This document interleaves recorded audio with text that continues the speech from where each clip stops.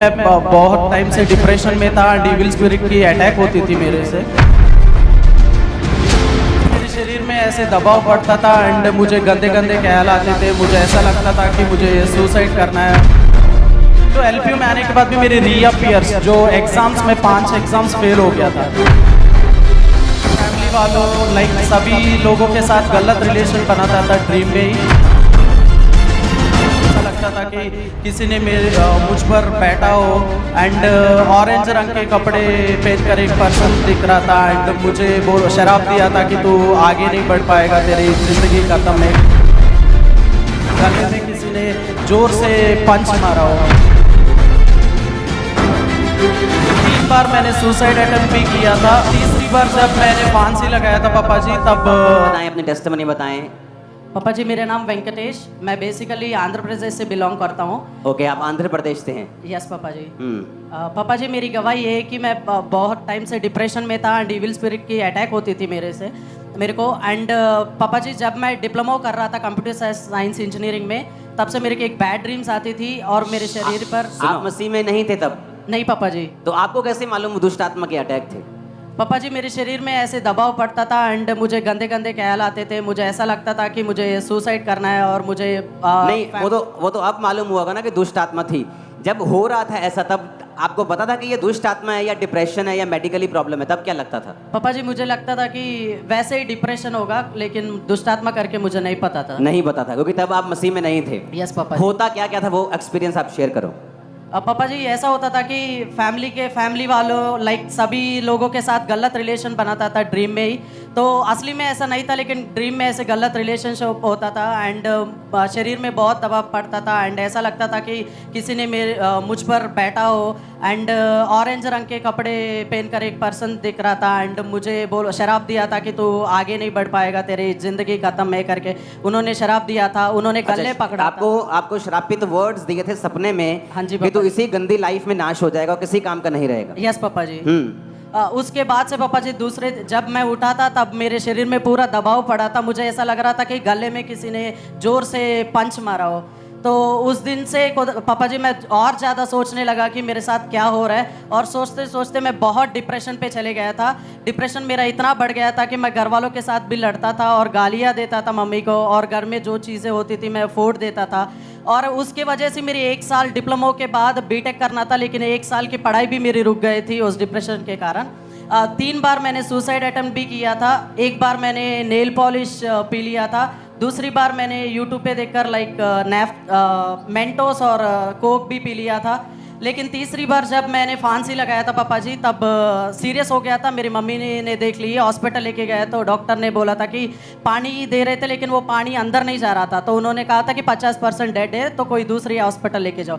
लेकिन दूसरे डॉक्टर ने आकर बोला तब तक तो ये इसका डेथ भी हो जाएगा, तो इधर इलाज करते। तो उन्होंने मुझे वेंटिलेटर पे रखा और उन्होंने ट्रीटमेंट किया। तो लोग एक दिन में मैं ठीक हो गया था। लोग आसपास लोग बोल रहे थे कि ये लव फेलियर होगा, ये कोई किसी काम का नहीं है करके सारे लोग आसपास। अच्छा, जो हॉस्पिटल के आसपास लोग थे वो बोल रहे थे कि लव का फेलियर है, प्यार में फेल हो गया। यस पापा जी वही बोलते थे, इसीलिए सुसाइड किया इसने। लेकिन बहुत ज़्यादा वो डिप्रेशन बढ़ने के कारण मैं ऐसे सुसाइड करने के बाद भी घर वाले आसपास वाले भी मुझ में बिलीव नहीं करते थे। मैं उनसे पैसा लेकर भी मतलब जो लोग नशा करते थे मेरे फ्रेंड्स उनको देता था। जैसे मैंने उनको देना शुरू कर दिया, उनके साथ बैठने शुरू कर दिया, 1-2-3 बार मैंने नशा भी पी लिया था।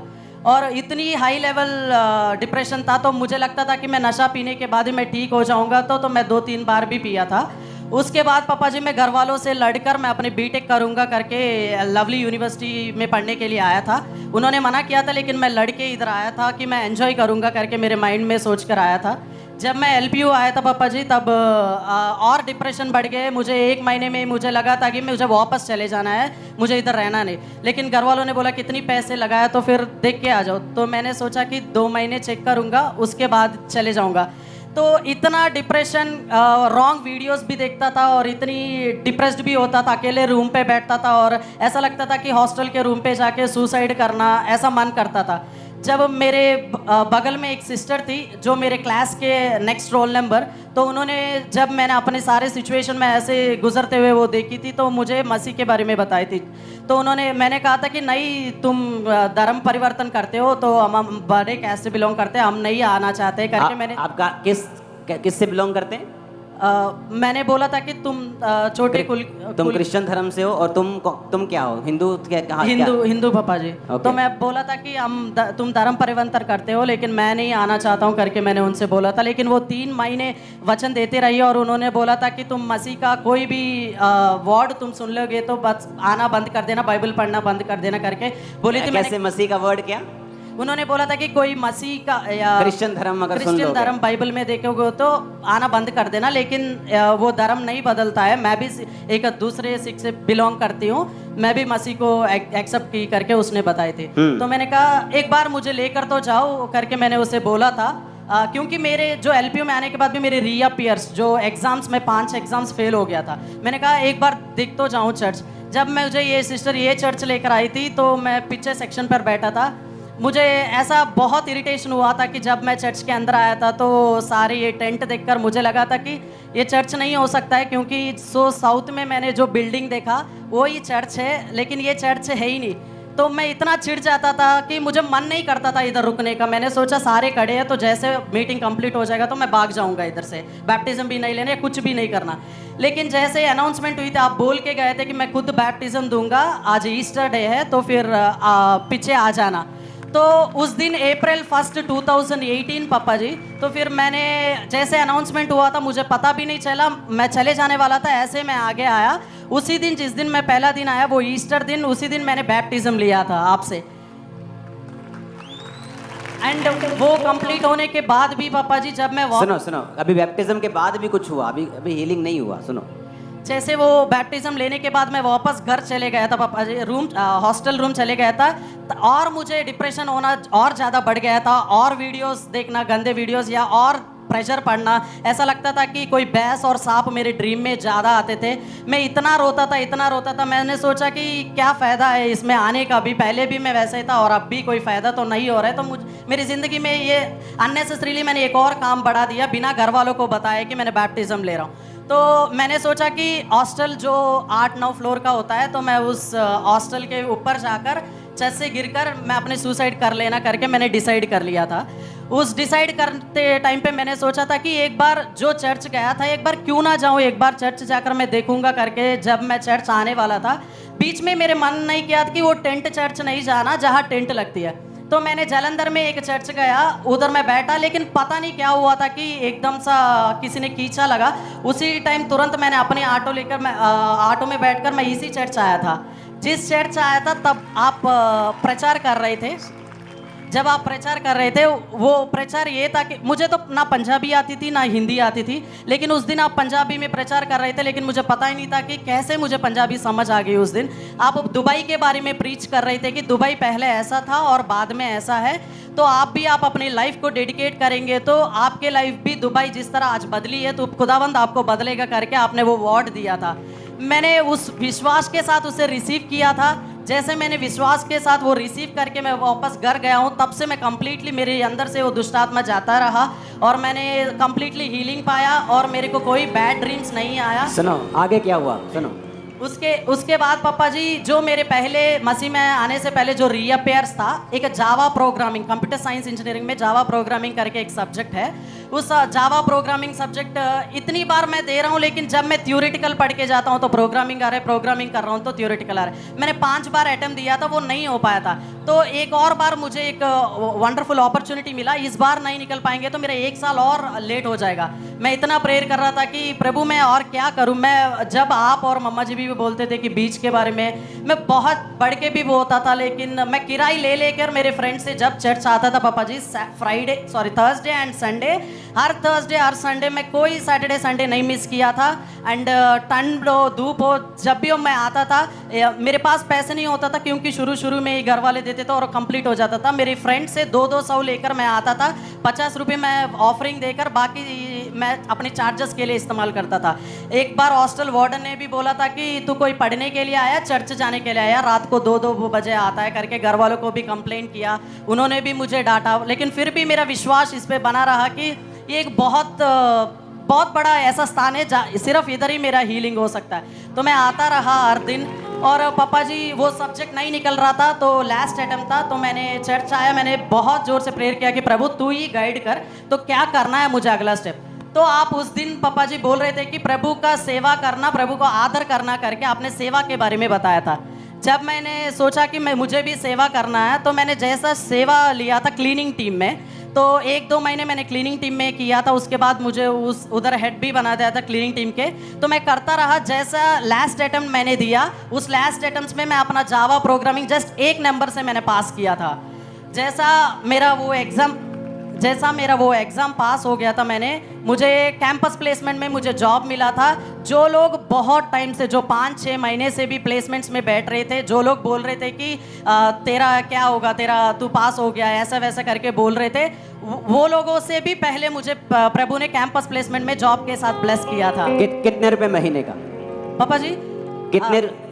सैलरी क्या थी आपकी? शुरू में जब मैंने सैलरी लाया था पापा जी, वो 25,000 था। उसके बाद प्रभु मुझे बढ़ाते बढ़ाते हुए 1,50,000 तक लेके गया। और सुना, आपकी सैलरी 1 लाख के ऊपर हो गई थी। यस पापा जी। जब इस भी इंडिया में, इसी में? यस पापा जी, इंडिया में, बेंगलुरु में जॉब आपको मिली? यस पापा जी। ओके। वेब डेवलपर के जैसा करता था पापा जी। मैं हमेशा जब भी दशवांश के उठाते थे, मैं बोलता था कि प्रभु अब मैं 500 ही दे रहा हूँ, तो मुझे इतनी ग्रेस दे कि मैं 5,000 दूँ। हमेशा ऐसा हर बार मांगते मांगते मेरा 14,000 15,000 तक मैंने दशवांश बोया। ऐसे बोता गया। उसके बाद आपने बोला था कि बड़ी कंट्री आपकी हिस्सा होगी, तो मैंने वैसे ही सोचा कि चलो कनाडा के लिए वीज़ा लगाता हूँ। मैंने लगाया, वो फुलफिल नहीं हुआ था। मैंने बाद में यूएसए के लिए वीज़ा लगाया था पापा जी। मुझे एडमिशन तो मिल गया था, लेकिन लोन के बारे में पता नहीं कि 40-50 लाख होगा। मैं मास्टर्स करने जा रहा था, 40-50 लाख होगा, घर वाले कैसे लेके देंगे मुझे पता नहीं। लेकिन आपने एक दिन बोला था कि आप बिना लोन जाओगे, मतलब बड़े कंट्रीज विदाउट लोन बिना उठाए जाओगे। मैं इतना विश्वास किया था, मैं बाइक पे जाते जाते हुए बाइक रोक कर मैंने आमीन करके रिसीव किया था। जैसे मैंने रिसीव किया, मुझे खुद को अभी भी पता नहीं चल रहा कि मैं कैसा विदाउट लोन पहुंच गया हूं। एंड जो लोग 40 लाख खर्च करके जो मेरे साथ मेरे रूम में फ्रेंड्स पढ़ रहे हैं, मैं विदाउट 1 रुपए भी मैं अपने खुद के पार्ट टाइम करके मैं वो कर रहा हूँ। एंड अभी आप यूएसए में पढ़ाई कर? मैं यूएसए में हूँ पापा जी। ओके, आप सुनो, सुनने वाली चीज है। जब इसने फैसला किया कि मैं एलपीयू में पढ़ने जाऊंगा, वो परमेश्वर था जो उसके दिल में डाल रहा था। क्योंकि ऐसा डिप्रेशन हील होना यह नॉर्मल नहीं। और इमेजिन करो अगर इसकी मम्मी 30 सेकंड बाद देखती है, मर जाता। लेकिन परमेश्वर का, उसकी दया देखो कि एलपीयू में आ गया, लवली प्रोफेशनल यूनिवर्सिटी में, जहां से इसको चर्च के बारे में मालूम हुआ। और चर्च कैसे आया? 200 रुपये पकड़ के। हर बंदा बोलता था, ए तू चर्च पढ़ने के लिए आया आंध्र प्रदेश से, कि तू चर्च जाने के लिए आया? रात को 2 बजे घर वापस पहुंचता तू, और 200 रुपये में से भी बो के जाना। परमेश्वर धीरे धीरे क्लियर करता गया। सप्ली क्लियर हुई, 25,000 की नौकरी लगी, 1 लाख 1.5 लाख की नौकरी लगी। आज अमेरिका में पढ़ रहा है ये।